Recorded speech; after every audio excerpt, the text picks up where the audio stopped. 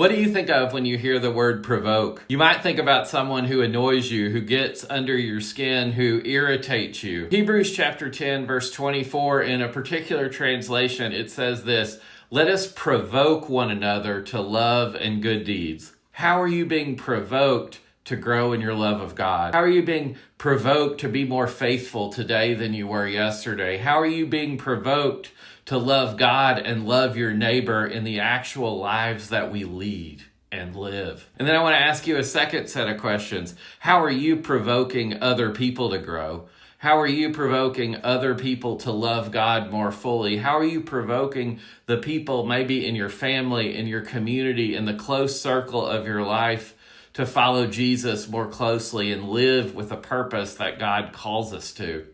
The truth is that a lot of us are so overwhelmed with our schedules and our agendas that we just go through life almost on autopilot. And so I think one of the reasons that the Bible calls us to community is that we need other people to encourage us.